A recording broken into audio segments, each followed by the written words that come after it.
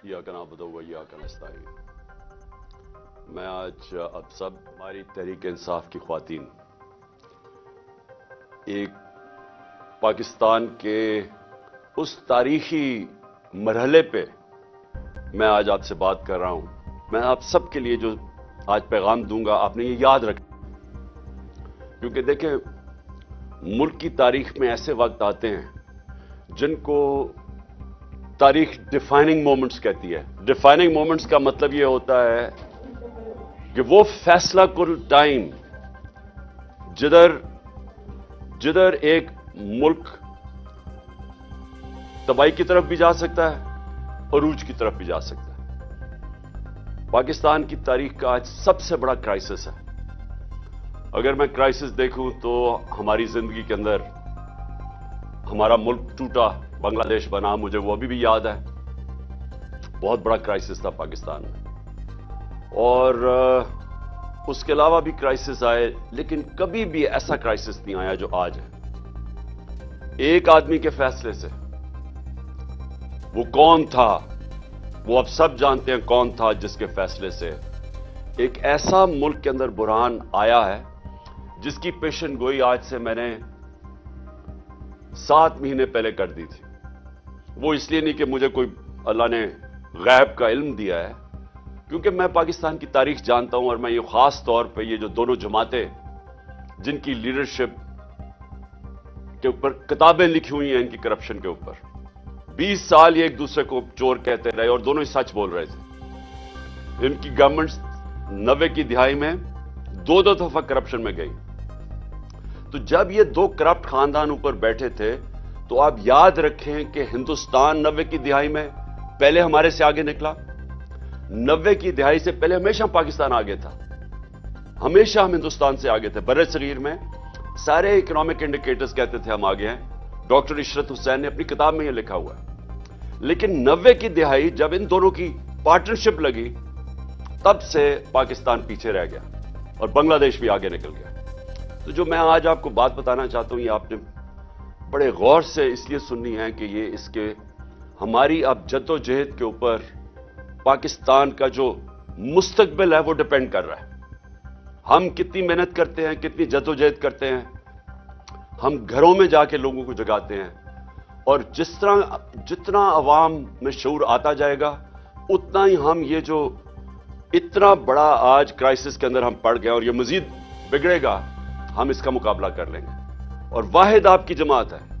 ये याद रखें, आज अगर कौम किसी की तरफ देख रही है वो आपकी तरफ देख रही है, क्योंकि ये सब एक तरफ हो गए हैं। सारी जमातें जो 30 साल से, और खास तौर पे ये दो बड़ी जमातें जो इक्तदार में बैठी रही हैं, ये सब एक तरफ हो गई हैं। और इस वक्त कौम को सिवाय आपकी जमात के कोई और नहीं नजर आ रहा जो पाकिस्तान को इस मुश्किल वक्त से अब निकालेगा। और ये हमेशा याद रखें कि हम अब तक ये उम्मीद लगा के रहते थे जी कि चलें जी, पॉलिटिशियन ने बुरा किया तो एस्टैब्लिशमेंट आ जाएगी और वो बचा लेगी। इस वक्त जिधर हम खड़े हैं उसमें एक आदमी जिसके पास बड़ी ताकत थी, जनरल बाजवा, उसका बहुत बड़ा हाथ है, बल्कि उसी का हाथ है जो आज हम यहां खड़े हैं। और मैं फिर से, क्योंकि बार बार अपनी कौम को यह बताना चाहता हूं कि मैंने उसको बताया भी था, और मैंने शौकत तरीन को भी भेजा उसको समझाएं कि अगर आपने हुकूमत को, हमारी हुकूमत को डिस्टेबलाइज किया, जो बड़ी मुश्किलों से एक बैंकरप्ट मुल्क था जो हमें मिला था, आज वो कोई अखबार में इश्तिहार आया हुआ है जी कि उन्होंने डिफॉल्ट से बचा लिया पाकिस्तान को। ये अभी असद उमर ने मेरे से पहले आपसे बातचीत की थी। असद उमर फाइनेंस मिनिस्टर थे जब हमारी गवर्नमेंट आई 2018 में। जरा असद उमर से बाद में पूछें कि हमारे ऊपर क्या गुजर रही थी जब हमें पता चला सिर्फ $8 अरब के हमारे पास रिजर्व रह गए थे। यही इसाक डार ने सारा पैसा, $1 को सिर्फ मसनूई तौर पे कंट्रोल करने में इसने हमारे अरबों डॉलर के रिजर्व्स गायब कर दिए। और वो टाइम था जब जो तेल इंटरनेशनल मार्केट में वो आज के मुकाबले में सबसे कम था। इसकी खुशकिस्मती नून लीग की ये थी कि इनके दौर में तेल सबसे कम था। हमारे दौर में तो वो कोरोना के बाद सुपर साइकिल आ गया, कमोडिटी का ऊपर चला गया। میں اس لیے آپ کو باتیں بتا رہا ہوں کہ آپ کو بیک گراؤنڈ پتا چلنی چاہیے کہ یہ حکومت جو ہے, یہ جو پی ڈی ایم ہے, یہ ان کی ساری جو ترقی ہوتی ہے وہ اشتہاروں میں ہوتی ہے, پروپیگنڈا میں ہوتی ہے, صحافیوں کو پیسہ کھلا کے ہوتی ہے, میڈیا ہاؤسز کو ساتھ ملا کے ہوتی ہے, گراؤنڈ پہ نہیں ہوتی. کیونکہ اگر ہوتی تو جو ان کو حکومت ملی تھی, جو ہم چھوڑ کے گئے تھے, تو آج یہ حال نہ ہوتا کہ ساری دنیا کے سامنے بیکاریوں کی طرح پھر رہے ہیں اور ملک ڈیفالٹ کے قریب ہے اور پیسے مانگتے پھر رہے ہیں. یہ نہ ہوتا, کیونکہ ہمارے پھر سے اکنامک سروے آف پاکستان میں پڑھ لیں, ہمارے سب سے بہتر انڈیکیٹرز تھے. پاکستان کی تاریخ میں وہ ہم نے اچیو کیا تھا جو کسی اور گورنمنٹ نے نہیں کیا. ریکارڈ ہم نے ایکسپورٹس اور جو بھی exports, tax collection, remittances, service sector کی سب سے زیادہ ایکسپورٹس ہمارے دور میں ہوئی, اور زراعت جو کہ ملک کی ریڑھ کی ہڈی ہے, جو کسانوں سے پوچھیں گے کسانوں کے کیا حالات تھے اور آج کیا حالات ہیں, تو ادھر سے انہوں نے ملک کا جو آج کھڑا کیا تباہی کے کنارے پہ. یہ میں اس لیے آپ کو کہہ رہا ہوں کہ ہمیں اب سب کو مل کے اب جد و جہد کر کے اس ملک کو نکالنا ہے ادھر سے.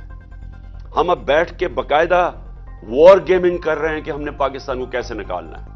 وہ کون کون سے اب انقلابی ہمیں قدم اٹھانے پڑیں گے کہ اپنے ملک کو اس دلدل سے نکالیں گے. اور میں ابھی بھی آپ کو کہتا ہوں, اگر کوئی اس وقت پاکستان کے اندر جماعت اگر کوئی بھی نکال سکتی ہے, کوئی ٹیکنوکریٹک سیٹ اپ نہیں نکال سکتا, وہ صرف ایک جماعت ہے, وہ ہے تحریک انصاف. اور وہ کیسے نکالے گی؟ سب سے پہلے تو ہم چاہتے ہیں کہ صاف اور شفاف الیکشن ہو. صاف اور شفاف الیکشن ہوں گے تو اس ملک کے اندر ایک گورنمنٹ آئے گی. اگر پولیٹیکل انجینئرنگ نہ کی گئی, مجھے خوف یہ ہے کہ ہماری بدقسمتی سے اسٹیبلشمنٹ نے ماضی سے سبق نہیں سیکھے. مجھے افسوس سے کہنا پڑتا ہے, آج ہم پولیٹیکل انجینئرنگ دیکھ رہے ہیں ہوتے ہوئے.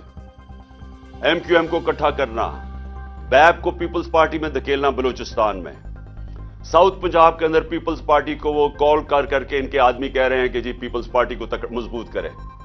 یہاں پنجاب کے اندر نون لیگ کی حکومت لے کے آئے, وہ جو نون لیگ نے ملک کا بیڑا غرق کر دیا وہ اب اس کو پنجاب میں لانا چاہتے ہیں. کے پی کے اندر اور گیم چل رہی ہے کہ کہیں نہ کہیں تحریک انصاف کو کسی طرح کمزور کیا جائے, کوئی پولیٹیکل انجینئرنگ کی جائے جس کا مجھے ابھی مقصد ہی نہیں سمجھ آ رہا. عقل تو یہ کہتی ہے کہ ایک اسٹرانگ گورنمنٹ چاہیے پاکستان کو اس دلدل سے نکالنے کے لیے. اگر یہ پولیٹیکل انجینئرنگ کر کے کمزور سا سیٹ اپ لے کے آنا ہے تو وہ تو ویسے ہی ملک کو سنبھال نہیں سکتا.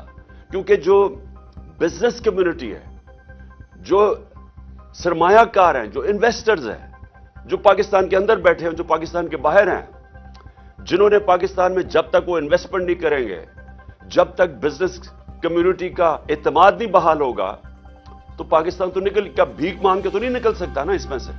اور میں پھر سے کہہ دوں, جن سے ہم بھیک مانگ رہے ہیں انہوں نے ایک بہت بھاری قیمت پاکستان سے مانگنی ہے بیل آؤٹ کرنے کے لیے. وہ بڑی قیمت وہ پاکستان کی سلامتی کے اوپر, اس کے اوپر ہم کمپرومائز کر کے وہ قیمت دیں گے ان کو. ملک کا مستقبل خطرے میں ڈال کے وہ جو قیمت مانگ رہے ہیں وہ دینی پڑے گی. لہذا ایک ہی طریقہ ہے, ایک مضبوط اور گورنمنٹ آئے جس کو لوگوں کو اور بزنس کمیونٹی کو اعتماد ہو کہ 5 سال کے لیے آئی ہے. اس کے بعد وہ انقلابی سٹیپس لے, وہ سٹرکچرنگ کرے پاکستان کی, وہ سرجری کرے پاکستان کی جو کوئی کمزور حکومت نہیں کر سکتی. وہ یہ جو ریلو کٹے آئے ہوئے ہیں پی ڈی ایم کے, یہ نہیں کر سکتے. ان کو تو سارا وقت ڈر ہے, ان کا تو سب کو پتا چل گیا نا کہ مقصد کیا تھا, اپنی چوری کو چھپانا. پہلے یہ ملک کی تباہی کرتے ہیں پاکستان سے پیسہ چوری کر کے, پھر اس کی تباہی کرتے ہیں وہ ملک سے باہر منی لانڈرنگ کر کے, بڑے بڑے محلات اور بزنسز اور گھر لے کے, اور پھر تباہی کرتے ہیں اس چوری کو این آر او دلوانے کے لیے, ملک کو بچانے کے لیے. جو انہوں نے ابھی نیب امینڈمنٹس کیے ہیں, انہوں نے دروازے کھول دیے وائٹ کالر کرائم کے. اپنی چوری بچانے کے لیے انہوں نے کرپشن کو لائسنس دے دیا ہے. یہ صرف پاکستان کا مسئلہ نہیں ہے, یہ آج اگر آپ ساری دنیا کی ڈیولپنگ ورلڈ دیکھ لیں, ڈیولپنگ ورلڈ کا مطلب جدھر غربت ہے, وہ ساری دنیا کے ان ملکوں میں جدھر غربت ہے وہاں سب اس طرح کی چوری ہو رہی ہے. وائٹ کالر کرائم پکڑی نہیں جاتی وہاں, وہ پیسہ چوری کر کے باہر بھیجتے ہیں. ऑफ शोर बैंक अकाउंट्स में, लंदन जैसे बड़े बड़े मेफेयर के फ्लैट्स में।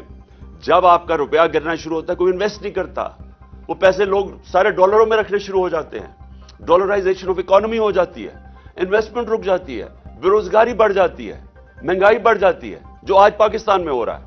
तो इसलिए ये जो वक्त है, ये वक्त है जद्दोजहद करने का। हम एक पुरअमन इनकलाब बैलेट बॉक्स के जरिए लाना चाहते हैं। मैं सारी उन कुव्वतों को कह रहा हूं जिनके पास इस वक्त ताकत है, मैं आज आप सबको कह रहा हूं कि अगर आप आज सब मिलके, सारे इदारों को मैं कह रहा हूं कि ये पाकिस्तान हम सब के हाथ से निकल जाएगा। हम अब श्रीलंका सिचुएशन के, पहले तो जब मैंने बात की थी 1 जून के अंदर, एक इंटरव्यू दिया था मैंने सबी इब्राहिम को, तो मुझे कहा था गद्दार है ये। आज सारी दुनिया वो बातें कर रही है कि हम जा रहे हैं उधर जिधर श्रीलंका का मतलब यह कि लोगों ने सड़कों पे अब आ जाना है। आटे की कीमत जिधर चली गई है और आटा मिल नहीं रहा, वो जो बेचारा एक आदमी कल आटे की लाइन में खड़ा होकर अपनी जान खो बैठा है, ये अब आगे मजीद और बढ़ने वाला है। हमें सबसे सवाल पूछना चाहिए, कौन सी क़यामत आ गई पाकिस्तान में? कि क्या अप्रैल में क्या था, मार्च में पाकिस्तान किधर खड़ा था और आज किधर खड़ा है? क्या हुआ है? हम सबसे मुश्किल तो तेल की कीमतें थी ना, तेल ऊपर चला गया था। हमारे दौर में 70-80 अरब डॉलर से तेल की कीमत चली गई थी $110-115 तक। मुश्किल तो हमें वहां पड़ी हुई थी, अब तो तेल नीचे आ गया है। तो क्या ये वजह है कि आज पाकिस्तान में कीमतें भी आसमानों पे चले गई हैं, रुपया भी गिर गया है, इंडस्ट्री भी बंद हो रही है? आज 50 साल में सबसे ज्यादा महंगाई है पाकिस्तान में और बढ़ती जा रही है। आज कोई मुझे समझाएं कि क्या वजह है कि पाकिस्तानी दिल मायूस होकर मुल्क छोड़ के जा रहे हैं। 7.5 लाख पाकिस्तानी छोड़ के मुल्क चले गए हैं। उम्मीद खत्म हो गई है। वो जब इन लोगों की शक्लें देखते हैं और देखते हैं कि बदकिस्मती से हमारे ताकतवर हल्के भी इनके साथ खड़े हैं, लोग तो मायूस हो गए हैं पाकिस्तान से। तो ये वक्त है, ये मैं सारे इदारों को कह रहा हूं कि ये वक्त है मुल्क को संभालने का। ये सबके हाथ से निकलने वाला है और ये संभालेगी एक पॉलिटिकल पार्टी जिसकी जड़ें हैं सारे पाकिस्तान में, जो कि फेडरल लेवल के ऊपर वाहिद एक पॉलिटिकल पार्टी है जो मुल्क को इकट्ठा रख सकती है।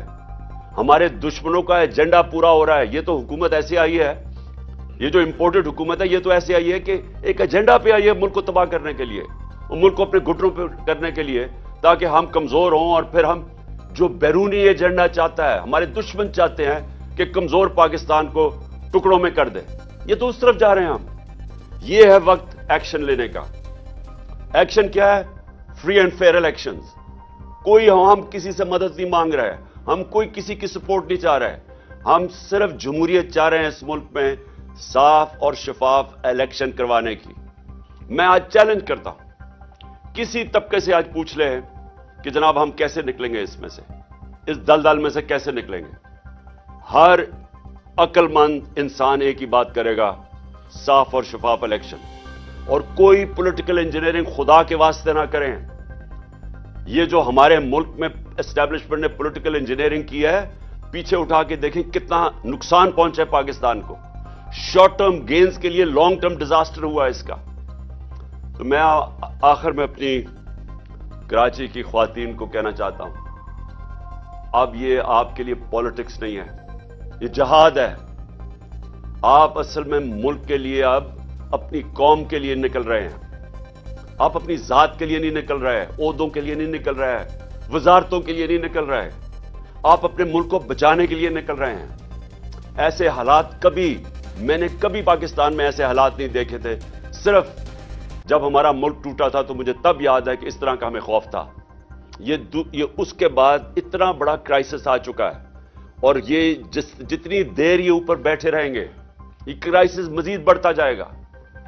कोई किसी के पास हल नहीं है। इन्होंने हर महीने पाकिस्तान नीचे गया है।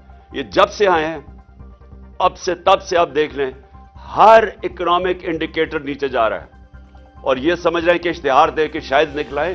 अब वो इश्तिहारों का भी वक्त चला गया है। अब सोशल मीडिया आ गया है, सियासी शऊर आ गया लोगों में। हर चीज आप कोई चीज स्टेटमेंट देते हैं, آدھے گھنٹے کے اندر سوشل میڈیا اس کو بے نقاب کر کے رکھ دیتا ہے. انہوں نے ہمارے ووٹس بھی باہر پھینکے جو حلقوں سے, کوشش کی کہ ہمارے ووٹس باہر پھینک دیں, فیملیز کے ووٹ توڑے, سب کچھ کیا انہوں نے. لیکن جو ہم نے آخر میں اسیس کیا, کبھی اس طرح خواتین نہیں نکلی تھی ووٹ ڈالنے میں جو اس باری نکلی ہیں. اور میں اصل میں کہوں گا کہ ہمیں خواتین کی ووٹ نے اصل میں ہمیں یہ سارے جو 75% بائی الیکشن ہم جیتے ہیں انہوں نے ہمیں جتائے. اس لیے آپ کے اوپر بڑی ذمہ داری ہے. آپ کا ملک ہے, آپ کی فیملیز ہیں, آپ کا مستقبل ہے. آپ نے اب مل کے ہمارے ساتھ اس ملک کی خواتین اور مردوں نے اور بچوں نے اور سٹوڈنٹس نے اور نوجوانوں نے مل کے اب انشاءاللہ پاکستان کو اس بحران سے نکالنا ہے. پاکستان زندہ باد.